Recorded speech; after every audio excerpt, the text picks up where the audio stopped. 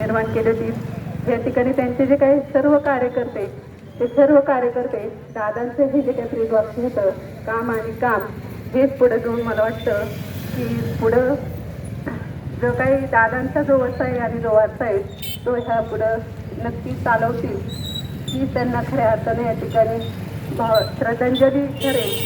जास्त मी काही फार या ठिकाणी बोलत नाही। सर्व ओतूरकर ग्रामस्थांच्या वतीनं, ग्रामपंचायत ओतूरच्या वतीनं दादांना या ठिकाणी भावपूर्ण श्रद्धांजली अर्पण करते।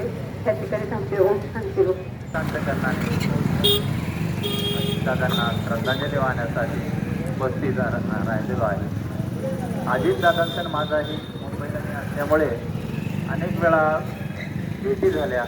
कार्यक्रमाचं किंवा इतरही काही जर काम करण्यासारखं असेल तरच ते होकार देत होते, काम करण्यासारखं नसेल तर ते सरळ सांगून टाकायचे।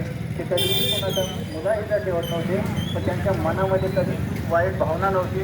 त्यांना कुठल्याही पक्षाचं नाते नव्हतं, तर फक्त महाराष्ट्राचा विकास एवढंच हे त्यांच्याकडे होतं। मी त्यांना ज्येष्ठ नागरिक संघाच्या वतीने भावपूर्ण आदरांजली अर्पण करतो आणि थांबतो।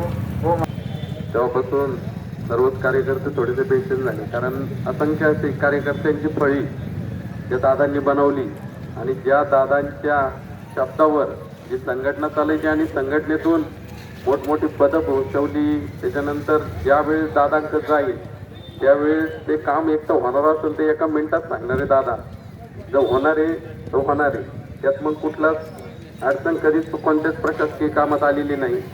आणि त्यांनी जे ओतूरसाठी केलंय, जे जुन्नर तालुक्यासाठी केलंय, ते आम्ही जुन्नरकर कधीच विसरणार नाही। तरी मी माझ्या वतीने इथं उपस्थितीत सर्वच आपले राष्ट्रवादीचे कार्यकर्ते मोहितदादा असन, जयवंत असन, तुषारभाऊ असन, बापू असन, राजू नाना असतील, नाजिम भाई असतील, अतुल मेंबर असतील, सर्वच ग्रामस्थांच्या वतीने मी दादांना भावपूर्ण श्रद्धांजली वाहतो। थांबतो। ओम शांती। लवकर मी काय जात नसतो तुम्हाला सोडून, मला ते अजित पवार म्हणतात। पण गऱ्यांनो, नियतीचा खेळ बघा। खरंच आज माझा हा प्रवास इथंच थांबतो। मी नेहमी म्हणायचो राजकारण आपल्या जागी आहे, पण काम महत्वाचं। लोकांनी मला कामाचा माणूस म्हटलं, तीच माझ्या आयुष्याची सर्वात मोठी कमाई होती।